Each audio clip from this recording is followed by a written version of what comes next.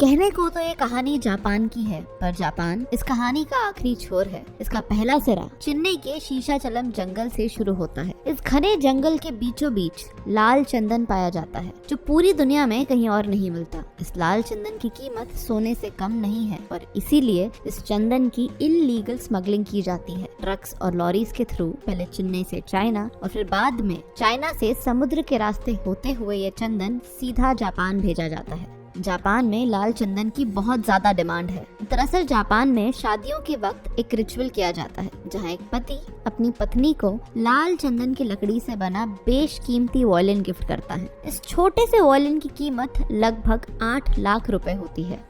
पूरी कहानी चेन्नई में पाए जाने वाले लाल चंदन की इल्लीगल स्मगलिंग के बारे में है, जहां हमारा प्रोटैगनिस्ट पुष्पा सड़क से महल तक का रास्ता तय करता है। आइए जानते हैं कैसे। लेकिन उससे पहले जितने भी लोग ये वीडियो देख रहे हैं, प्लीज सब्सक्राइब आवर चैनल, ताकि आपको हॉलीवुड से लेकर साउथ तक की मूवीज और वेब सीरीज का एक्सप्लेनेशन मिलता रहे।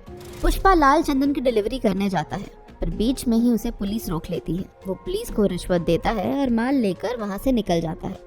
पुष्पा की लाइफ का एक सिंपल सा असूल है, वो कभी भी किसी के आगे नहीं झुकेगा और इसीलिए अपनी मालिक को झूठी रिस्पेक्ट दिखाने और उनसे दबने की जगह वो काम ही छोड़ देता है। उसे देखकर एक और मजदूर केशव भी अपना काम छोड़ देता है और उसके पीछे चला जाता है। गांव में 2 ट्रक्स भरकर 2 अलग अलग काम के लिए मजदूरों को ले जाया जाता है। एक के लिए 100 रुपए दिए जाते हैं और दूसरे के लिए 1000। पुष्पा 1000 वाले ट्रक में चढ़ जाता है, ये जानते हुए कि वो गैर कानूनी काम है। वहाँ से सभी मजदूरों को जंगल में ले जाया जाता है, जहाँ उन्हें लाल चंदन की लकड़ियाँ काटने का काम दिया जाता है। वो लकड़ियाँ काट ही रहे होते हैं कि अचानक वहाँ पुलिस आ जाती है। सब डर के मारे यहाँ वहाँ भागने लगते हैं, पर तभी पुष्पा उन्हें कहता है कि उन सब ने इतनी मेहनत की है और अब यहाँ से वो खाली हाथ नहीं लौटेंगे। पुलिस उन तक पहुँचे उससे पहले वो सब मिलकर सभी लकड़ियों को छुपा देते हैं। डीएसपी गोविंद वहाँ आता है और माल के बारे में पूछताछ करता है। पुष्पा उनसे कहता है कि खुद डीएसपी आए हैं, इसलिए उनकी इज्जत रखने के लिए उन्होंने माल छुपा दिया है, वरना अगर वो चाहता तो उनकी आंखों के सामने से वो माल ले जाता। सब मजदूर ये देखकर शॉक्ड हो जाते हैं और उसके साथ खड़े हो जाते हैं। पुष्पा गोविंद को डराता है और कहता है कि पुलिस इतने सारे मजदूरों के आगे टिक भी नहीं पाएगी और इसीलिए उस वक्त गोविंद के पास वापस जाने के अलावा कोई और रास्ता नहीं बचता। ये पहली बार था जब कोई गोविंद के हाथों बच निकला हो। ये देखकर केशव बहुत इम्प्रेस हो जाता है और अब से वो पुष्पा का राइट हैंड बन जाता है। सब मजदूर अपना काम खत्म कर जा ही रहे होते हैं कि गोविंद पूरी पुलिस फोर्स के साथ वहाँ वापस आ जाता है। पुष्पा इस सब के बीच उन्हें चकमा देकर उनकी आंखों के सामने ट्रक से निकल जाता है और ट्रक कहीं छुपा देता है। इतना ही नहीं, वो आगे होकर खुद को पुलिस के हवाले कर देता है। पुलिस स्टेशन में पूछताछ के दौरान कहानी फ्लैशबैक में जाती है, जहां हमें ये पता चलता है कि पुष्पा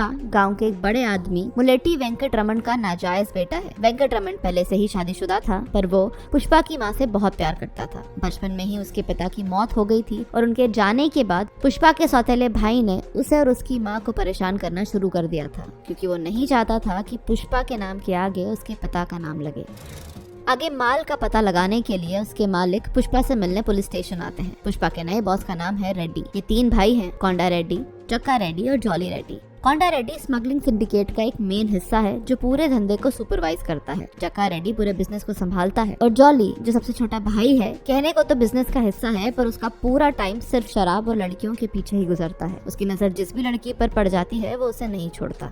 चक्का जॉली के साथ पुष्पा से मिलने पुलिस स्टेशन आता है और उसे माल के बारे में पूछता है, और साथ ही ये भी कि पुलिस की इतनी मार खाने के बाद भी उसने आखिर अपना मुंह क्यों नहीं खोला। पुष्पा उसे कहता है कि पुलिस को माल के बारे में बताकर उसका कोई फायदा नहीं होता और इसीलिए वो माल की जानकारी के बदले 5 लाख रुपए की मांग करता है, साथ ही पुलिस से रिहाई भी। चक्का मान जाता है और पुष्पा उन्हें माल लौटा देता है। जॉली माल मिलने के बाद पुष्पा की बेइज्जती करके उसे कार से उतार देता है। कहता है कि वो अपनी औकात की गाड़ी से वापस घर जाए। पुष्पा तुरंत उस 5 लाख रुपए से एक कार खरीद लेता है और उसी कार से जॉली रेड्डी के सामने आता है। कोंडा रेड्डी ने मजदूरों की एक मीटिंग बुलाई होती है, जहां पुष्पा भी आता है। सब मजदूर कोंडा को बोलते हैं कि जब से डीएसपी गोविंद आया है, लकड़ियों को काटने से लेकर उन्हें गोडाउन तक लाने में बहुत मुश्किल हो रही है। पुष्पा तभी कोंडा को कहता है कि उसके पास एक ऐसा प्लान है जिससे कोई भी ट्रक कभी भी पकड़ा नहीं जाएगा। वो ट्रक को बीच में से काट कर 2 हिस्सों में बांट देता है। नीचे चंदन रखा जाता है और फिर वेल्डिंग करके आधे हिस्से में दूध भरा जाता है, जिससे सबको ये लगे कि दूध का व्यापार किया जा रहा है। पुष्पा पहला ट्रक जैसे ही गोविंद के चेक पॉइंट से क्लियर करवाता है, कोंडा रेड्डी जक्का को बोलता है कि पूरा काम अब पुष्पा को सौंप दिया जाए और जक्का सिर्फ उसे सुपरवाइज करे। कोंडा पुष्पा को इसके बदले हर लोड के लिए 5 लाख रुपए ऑफर करता है, पर पुष्पा 4 पर्सन की पार्टनरशिप मतलब 4 लाख रुपए की डिमांड करता है। वो केशव से कहता है कि उसे 1 लाख रुपए का नुकसान नहीं हुआ, बल्कि ऐसा करके अब वो कोंडा रेड्डी का पार्टनर बन गया है, क्योंकि इस वक्त पुष्पा का इंटरेस्ट पैसे कमाने से ज्यादा पार्टनरशिप करने में होता है।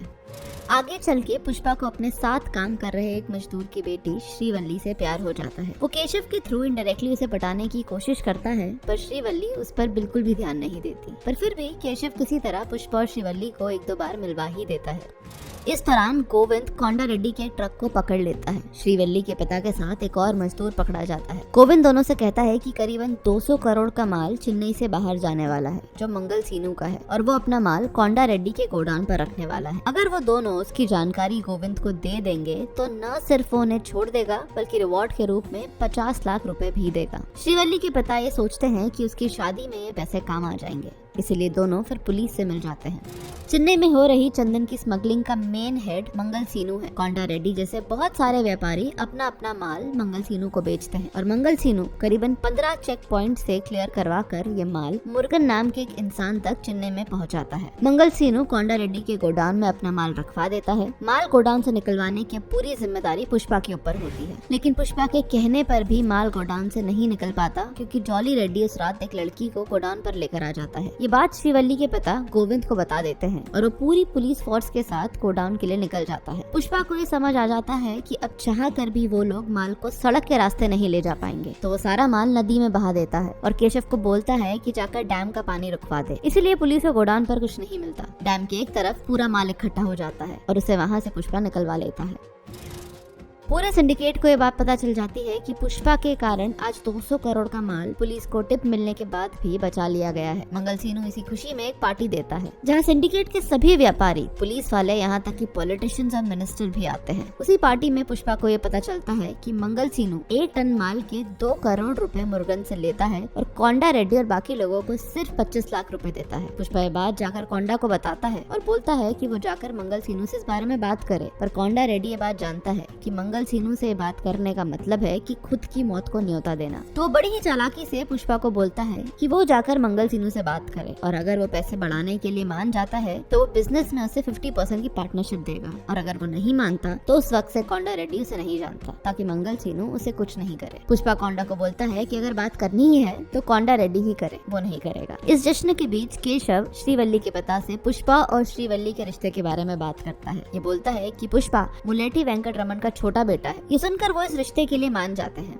पुष्पा अपनी माँ के साथ श्रीवल्ली के घर जाता है, पर उनकी एंगेजमेंट के जस्ट पहले पुष्पा का सौतेला भाई वहाँ आ जाता है और सबके सामने ये बोलता है कि पुष्पा एक नाजायज औलाद है और उन्हें श्रीवल्ली का रिश्ता उसके साथ नहीं करना चाहिए। वो उसकी माँ की भी बहुत बेइज्जती करता है। पुष्पा ये सहन नहीं कर पाता और उसे बहुत बुरी तरह मारता है, और इस सब के बीच उसकी माँ घायल हो जाती है और उन्हें तुरंत हॉस्पिटल में एडमिट किया जाता है। ये सब देखकर श्रीवल्ली को भी पुष्पा के लिए बहुत ज्यादा बुरा लगता है। पुष्पा ये सब देखकर फाइनली डिसाइड करता है कि अब से वो अपने पिता के विषय में और चुप नहीं बैठेगा। इतना ही नहीं, वो किसी भी तरह का अन्याय नहीं सहन करेगा, फिर चाहे वो कोंडा रेड्डी हो या मंगल सीनू।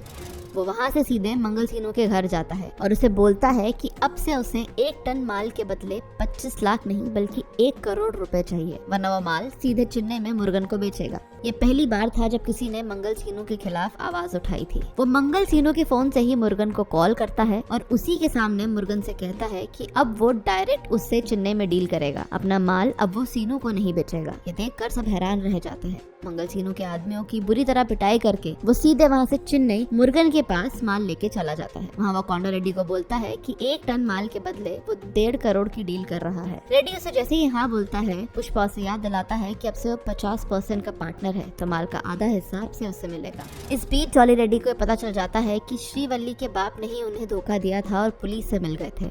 जॉली से बोलता है कि वो उसे छोड़ देगा, पर उसके बदले 1 रात के लिए उसे श्रीवल्ली चाहिए। श्रीवल्ली को जैसे ही ये पता चलता है, वो सीधे पुष्पा के पास जाती है और उसे बोलती है कि वो सिर्फ उससे प्यार करती है। वो जानती है कि जॉली उसका बॉस है और पुष्पा उसके खिलाफ आवाज नहीं उठा पाएगा, पर वो मन ही मन पुष्पा को अपना पति मान चुकी है और वो नहीं चाहती कि उसके अलावा कोई भी दूसरा इंसान उसे हाथ लगाए। पुष्पा को जैसे ही ये पता चलता है, वो जॉली रेड्डी को मार मार कर अधमरा कर देता है। जॉली इसे बोलता है कि वो उसका बदला जरूर लेगा, पर बिना जॉली के बताए आए कोंडा रेड्डी को ये बात पता चल जाती है कि पुष्पा ने ही जॉली की ये हालत की है और वो एक डील की आड़ में उसे अपने साथ ले जाते हैं ताकि उसे मार सके। केशव को ये बात पता चल जाती है और वो पुष्पा को बचाने के लिए उसके पीछे जाता है। कोंडा रेड्डी पुष्पा को गोली मारने ही वाला होता है कि अचानक वहाँ मंगल सीनू के आदमी आ जाते हैं और सीनू का साला कोंडा रेड्डी को मार देता है। सीनू और रेड्डी के आदमियों के बीच जमकर लड़ाई होती है। सीनू का साला अब जक्का रेड्डी को मारने वाला होता है, पर तभी पुष्पा वहाँ आकर उसे बचा लेता है और सीनू के साले को मार देता है। जक्का शॉक्ड हो जाता है कि पुष्पा ने उसकी जान क्यों बचाई, जबकि वो खुद उसे मारने वहाँ लाया था। पुष्पा बोलता है कि ये रेड्डी और उसके बीच की बात थी और आज भी जक्का उसका पार्टनर है, तो अगर कोई भी बाहर वाला उस पर हमला करेगा तो पुष्पा उसे जरूर बचाएगा। कोंडा रेड्डी के मरने के बाद पूरे सिंडिकेट में हलचल मच जाती है। मिनिस्टर खुद एक मीटिंग बुलाता है जहाँ उसे मंगल, सीनू और रेड्डी के बीच हुई दुश्मनी के बारे में पता चलता है। पुष्पा मिनिस्टर को बताता है कि सीनू सिंडिकेट में सबको धोखा दे रहा है, 2 करोड़ के माल के बदले सिर्फ 25 लाख रुपए देता है। पुष्पा ये भी बोलता है कि सब व्यापारी अलग अलग पुलिस को रिश्वत देते हैं, अगर वो सब एक साथ हो जाए तो रिश्वत भी कम लगेगी और प्रॉफिट भी ज्यादा होगा। पूरी सिंडिकेट पुष्पा को सपोर्ट करती है, यहाँ तक कि जक्का रेड्डी मिनिस्टर को बोलता है कि पुष्पा के आने के बाद ही व्यापार बहुत ज्यादा बढ़ा है और अब उसे ही सिंडिकेट की कमान संभालनी चाहिए। मिनिस्टर पुष्पा को सिंडिकेट का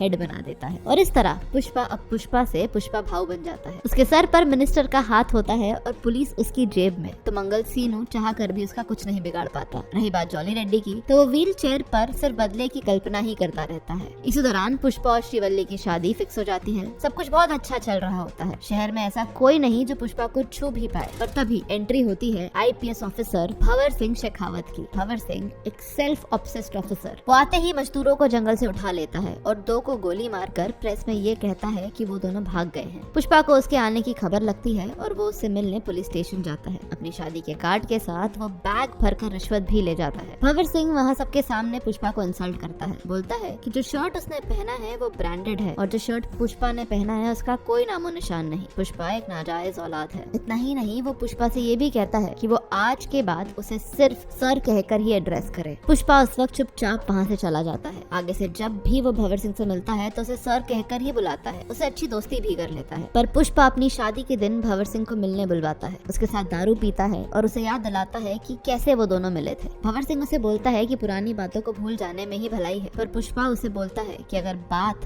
सिर्फ उसकी होती तो वो जाने देता। भंवर सिंह ने उस दिन उसकी माँ को इंसल्ट किया। वो चाहता तो उस दिन भी उसका जवाब दे सकता था, पर उस दिन उसने अपनी माँ से प्रॉमिस किया था और वो उनका दिल नहीं दुखाना चाहता था। वो उसे उसके सारे कपड़े उतारने को बोलता है और बोलता है कि उसका ब्रांड कपड़ों के साथ ही उतर गया है। वो अगर नंगा गांव में जाएगा तो उसकी वर्दी के बिना उसका कुत्ता भी उसे नहीं पहचानेगा और न ही उसकी कोई इज्जत करेगा। इसके बाद वो खुद अपने कपड़े उतारता है और बोलता है कि उसका ब्रांड उसके कपड़े नहीं बल्कि उसकी रगों में बह रहा उसके पिता का खून है। वो अभी इसी वक्त बिना कपड़ों के निकलेगा तब भी पूरा गांव उसे पुष्पा भाव ही बुलाएगा, क्योंकि उसने यहीं से अपना सफर शुरू किया था। पर बिना वर्दी के शेखावत की कोई हैसियत नहीं, कोई पहचान नहीं। ये कहकर वो वहाँ से सीधा अपने मंडप में चला जाता है। श्रीवल्ली उसे पूछती है कि सब ठीक तो है ना। वो उसे कहता है किसी ने पुष्पा सुनकर उसे फ्लावर समझने की गलती कर दी थी। वो उसे बता के आया है कि वो फ्लावर नहीं फायर है। वो उसे पूछती है तो फिर किस्सा खत्म हो गया ना, तो पुष्पा उसे बोलता है कि किस्सा अब शुरू हुआ है और ये फिल्म यहाँ खत्म हो जाती है। पर फिल्म की कहानी यहाँ खत्म नहीं हुई है, इसका पार्ट 2 भी जल्द ही आएगा।